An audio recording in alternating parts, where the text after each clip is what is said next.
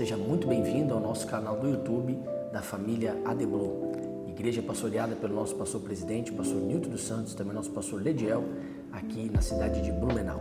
Você está no nosso subsídio da Escola Bíblica. Nós estamos utilizando a revista da editora Kalel para a Escola Bíblica e pequenos grupos, com um tema especial, oração, aprendendo a orar com os heróis da Bíblia. Nesse momento, nós vamos estar conversando sobre a lição de número 5, Janelas Abertas para Jerusalém, baseado na história de Daniel. Bom, querido professor, nós estamos aí nesse subsídio especial, onde eu gostaria de começar dizendo para você dar uma atenção especial, tanto para a leitura bíblica, que é a exposição do capítulo 6 de Daniel, como também você dar atenção para a sabedoria diária, que isso pode ser utilizado ao longo da sua exposição. Observando isso, antes de você iniciar a sua aula, você precisa prestar muito bem atenção qual o propósito da exposição do capítulo 6, porque na verdade esse capítulo 6 de Daniel é um texto muito rico, tem muitas lições que nós podemos extrair a partir desse texto. Mas o foco principal, o assunto principal é o contexto da oração, a importância da oração e o contexto pelo qual isso se empregou na vida e na história deste grande homem de Deus que foi Daniel. Também você observar, e antes de entrar no texto, de entrar nas lições, é preciso você observar alguns comentários bíblicos. A gente poderia indicar vários aqui para vocês, como Mateu Henry, o comentário de Hernandes Dias Lopes, o comentário bíblico Esperança, Cultura Bíblica, enfim, vários que nós podemos indicar para você, porque é preciso ter uma compreensão mínima histórica do contexto que Daniel aqui está vivenciando. Porque Daniel, ele transita entre dois grandes impérios do seu tempo. Primeiro, o famoso Império Babilônico, o exílio babilônico. E agora, aqui neste capítulo 6, Daniel está diante do Império Medo-Persa, onde ele enfrenta essa realidade, só que, claro, dentro de um contexto inicialmente favorável, porque o texto vai dizer para a gente que este rei ou este governante da época, que era Dário, porque na verdade era o grande Ciro, que estava comandando o império daquele tempo, você vai observar que Daniel ele estava em uma posição de privilégios. Bom, antes de nós entrarmos propriamente dentro do contexto, eu queria observar com vocês sobre o livro de Daniel. O livro de Daniel você pode dividir ele em duas grandes partes, do capítulo 1 ao capítulo 6, as histórias de Daniel e os seus amigos. A história de Daniel, Misael, Ananias e Azarias. E do capítulo 7 ao capítulo 12, as profecias de Daniel. Aliás, os grandes comentaristas colocam que o livro de Daniel é o Apocalipse do Antigo Testamento, porque é aqui que ele vai trazer várias profecias e o próprio Jesus cita Daniel como autor lá no capítulo 24, versículo 15 de Mateus. Bom, nós estamos falando aqui do ano 605 ao ano 536 a.C. Esse é o período que Daniel vivenciou. Você vai observar ali no contexto de Daniel que há uma explicação muito bacana sobre Dário, nos ajudando a entender que Dário ele não é um nome próprio, mas sim um título, ou seja, um cargo a ser exercido. Dário era um governante de Ciro, o Grande, naquela região aonde Daniel estava. E este era o grande império Medo-Persa, que conquistou então o império maior da época, que era o império da Babilônia, e através dessa conquista ele vem agora para implementar essa nova cultura, essa nova forma de ver o mundo. O autor aqui nos coloca a questão da religião da época, o zoroastrismo.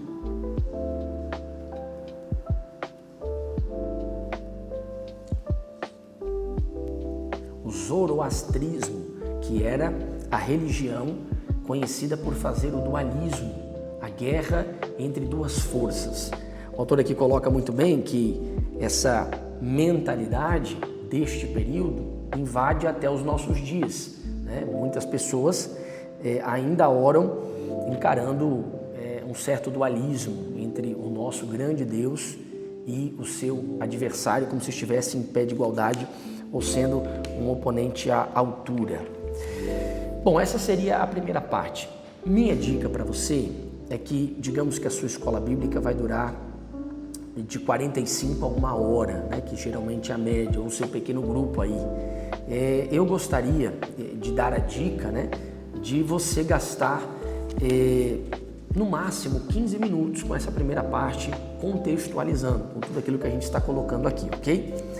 No ponto 2, o compromisso inabalável de Daniel com a oração. Aí nesse ponto 2, o autor vai começar a trazer um pouco mais sobre a história deste Daniel, desde o período babilônico, quando Daniel vem naquela primeira leva que Nabucodonosor traz inicialmente as pessoas mais importantes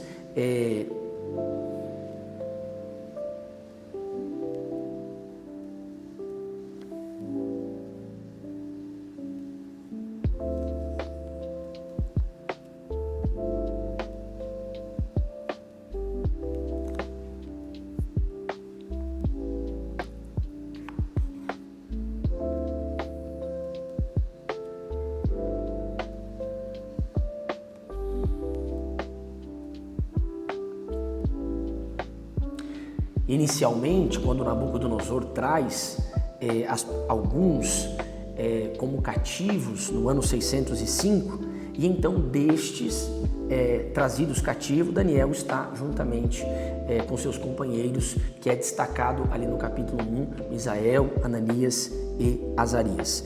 Desde o início, nós vamos ver que Daniel busca fazer a diferença e ele é destacado como alguém que de fato fez a diferença no seu tempo.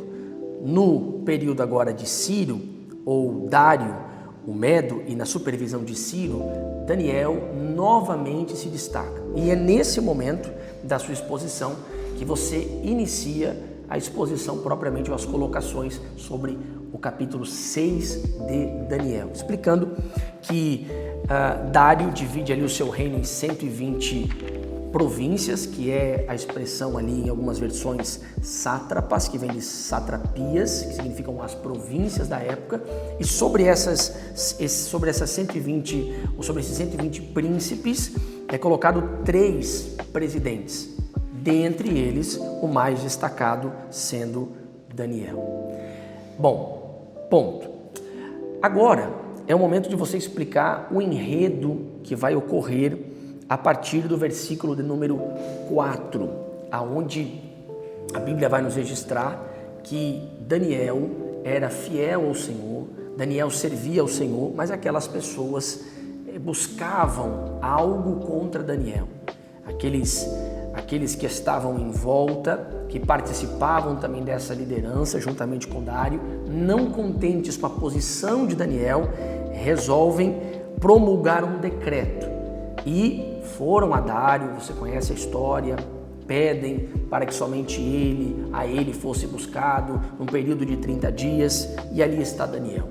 Aí nós chegamos ao versículo de número 10, quando o texto diz que Daniel soube deste fato, soube do decreto, soube da assinatura e toda a situação. E agora é a seguinte questão: nós temos uma situação desfavorável, nós temos um decreto, nós temos um fato que Daniel tem a enfrentar. Então, a primeira coisa que você precisa trazer aos seus alunos é que situações desfavoráveis também compreendem a vida daqueles que servem a Deus. Situações que nós não agendamos e, pelo contrário, elas são muitas vezes provocadas por pessoas que não aceitam a nossa forma de servir a Deus, de honrar ao Senhor. Essas situações também acontecem. Daniel não tem nada do que acusar. O texto diz que Daniel não tem nada do que o acusar, nada para falar contra ele, a não ser o fato dele servir ao seu Senhor. Então, é momento de você explicar aos seus alunos, aqueles que te escutam, seja no seu pequeno grupo ou na sua escola bíblica, de que dias desfavoráveis virão. E esses dias desfavoráveis, eles vêm às vezes sem motivo nenhum. não há nenhuma motivação. No mundo que nós vivemos hoje, do evangelho de palavras afirmativas, o evangelho de conquistas, o evangelho de que você planta necessariamente para colher nessa vida, vem a Bíblia Sagrada mostrar para a gente que às vezes a gente vai semear o que é extremamente correto e momentaneamente teremos uma colheita estranha aos nossos olhos, porque o resultado não é exatamente com relação àquilo que a gente plantou. Porque Jesus mesmo disse lá no Novo Testamento, no mundo tereis aflição. E pelo nome dele nós seríamos perseguidos, e novamente Daniel está provando isso, que pelo nome do Senhor nós verdadeiramente seremos perseguidos, não por fazer algo errado, mas por fazer algo correto.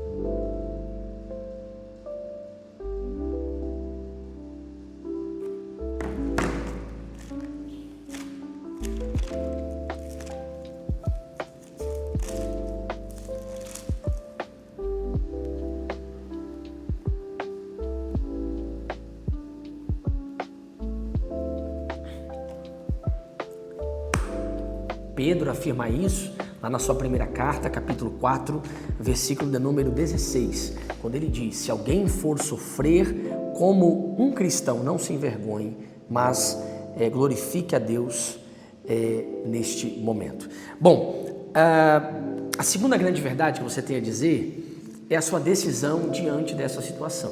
E aí você tem que perguntar aos seus alunos, né? Em que momento que você decide viver para a glória de Deus em detrimento a qualquer circunstância. Porque o texto diz que mesmo ele sabendo, o versículo 10 é muito forte em nos declarar, ele resolve orar, como costumeiramente Daniel fazia.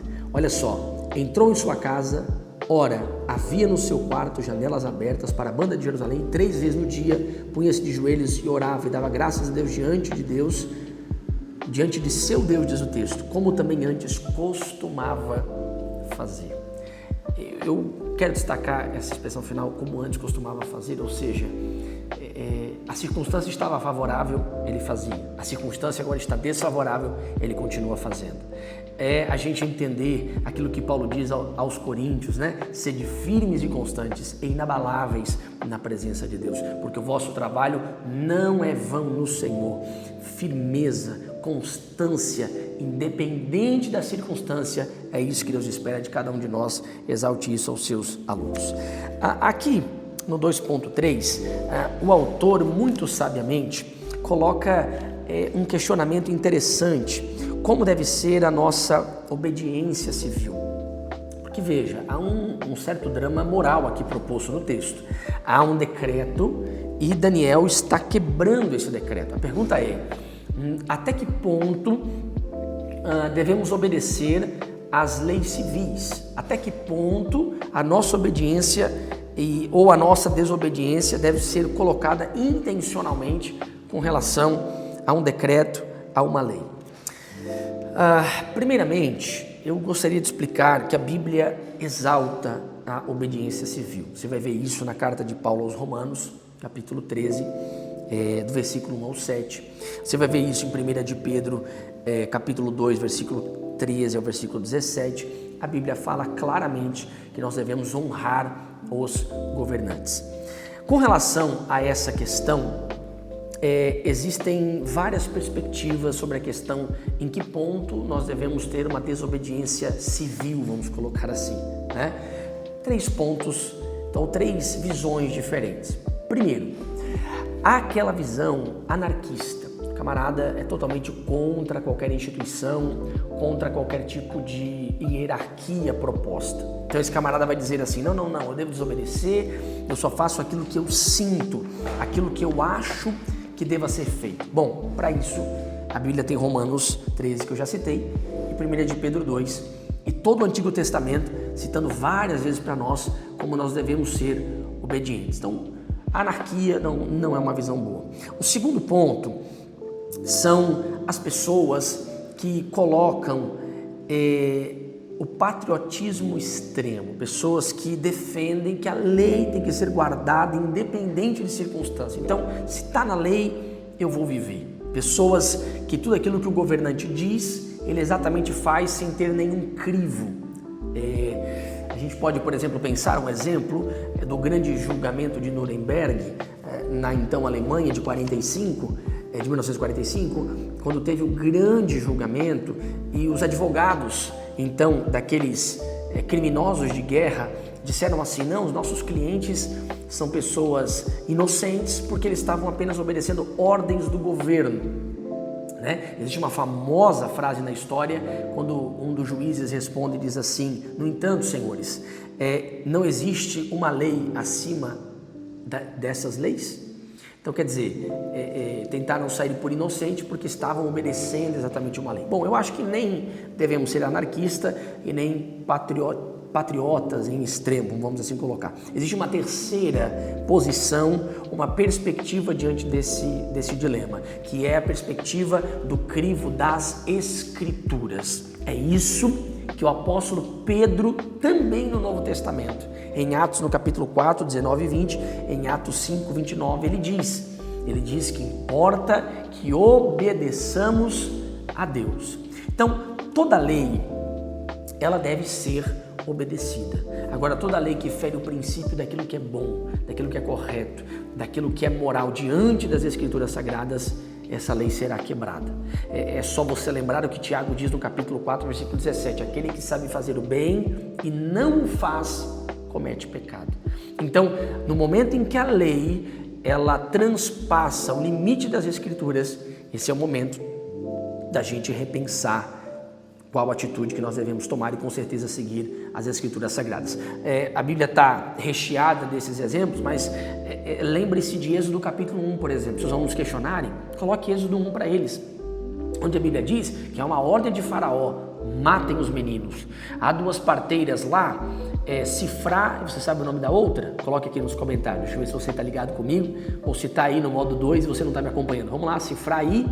Isso mesmo. Coloque aqui nos comentários, vamos ver quem está ligado com a gente. Bom, a Bíblia diz pra gente que a ordem é mate. E o texto diz que elas não matavam e diziam que os bebês e as mulheres hebreias eram muito rápidas, enfim. E o texto diz que Deus as abençoou, porque entre a lei de Faraó e a ordem de Deus de não matar, ou o princípio de Deus de não matar, o que vale é o princípio de Deus. Você lembra da história de Josué 2, a história de Raabe, porque são dos espias israelitas? Ela permite que eles escapam, desobedecendo a ordem do rei de Jericó, e Deus também a abençoou. Bom, você pode usar o próprio contexto de Daniel. O capítulo 6 é uma prova disso, mas você volta a 3 capítulos. Capítulo 3, Misael, Ananias e Azarias estão lá, diante de um decreto. O decreto é: dobre-se diante da estátua. Eles se dobraram? Não. Deus os amaldiçoou por desobedecer a lei ou os honrou na fornalha? Deus os honrou na fornalha. Logo nós concluímos que toda a lei deve ser obedecida, desde que não filha o princípio das Sagradas Escrituras. Ok, gente? E finalmente, você chega no tesouro desta lição de número 5, que é você pensar sobre uma vida de oração em todas as estações. A gente pincelou um pouco sobre isso no ponto 2, mas no ponto 3, especialmente 3.1, é interessante. O autor coloca o zelo de Daniel, da juventude até a sua velhice.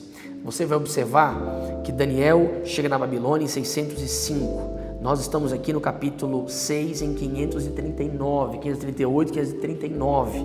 Ele chegou no reinado da Babilônia e agora está no reinado medo-persa. No reinado da Babilônia, Daniel é um garoto de aproximadamente 15 anos. De 605 até 539, os anos se passaram e Daniel provavelmente aqui tem entre 80 e 85 anos. E aqui está o velho Daniel declarando a sua fidelidade ao Senhor em todo o tempo. Capítulo 1, ele rejeita os manjares do rei. No capítulo 6, ele rejeita os privilégios também do rei, sendo ele, dos 3 mais importantes, o mais destacado. Alguns comentaristas colocam como o homem mais importante do império depois de Dário, mas ele estava aqui, preferindo ser fiel ao Senhor. Aqui você pode escorrer muita coisa boa com seus alunos. 3.2, mais do que a religião dos seus pais, ou seja, era alguém que tinha uma experiência com Deus de verdade, era alguém que orava, era alguém que buscava. É interessante o ponto 3.3, quando ele coloca ali, a oração era maior do que o seu cargo. Porque veja, Daniel chegou no capítulo 1, em 605, como um refugiado. Alguém sem privilégio. Era um refugiado, crente e fiel aos seus princípios. Capítulo 6 é um homem importante, da alta cúpula da Pérsia, um homem de mais de 80 anos, mas com as mesmas decisões, com as mesmas convicções.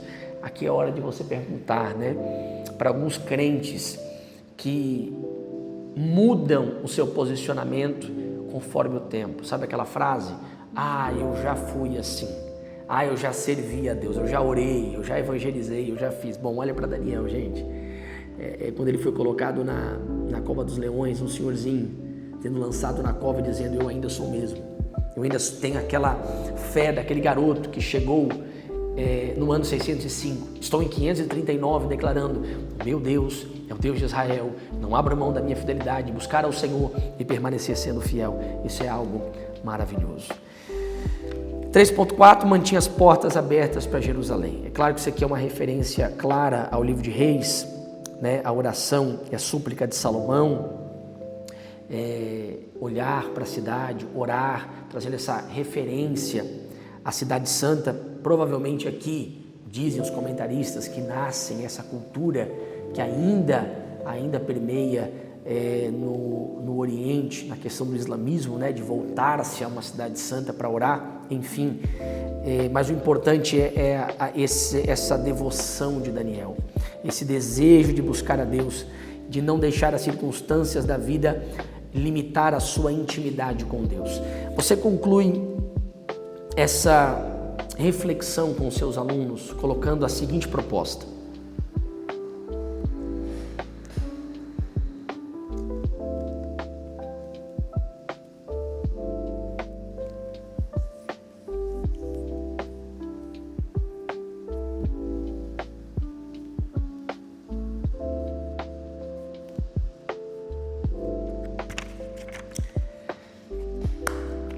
o tempo de Daniel passou, agora é a nossa vez. O tempo de Daniel foi outro, mas as circunstâncias se assemelham a nós. Todos nós temos algum perfil próximo o de Daniel.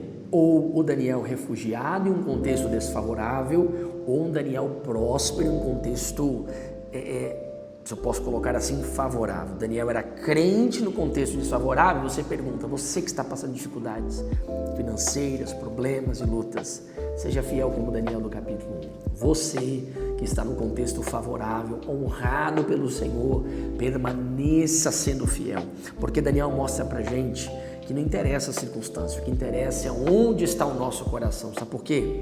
Os pés de Daniel pisavam a Babilônia no capítulo 1. No capítulo 6, pisam agora o Império Medo-Persa, mas o coração dele sempre esteve em Jerusalém. Quem está com seu coração na Nova Jerusalém, seu coração no alto, esse não desanima, esse ora em todo o tempo.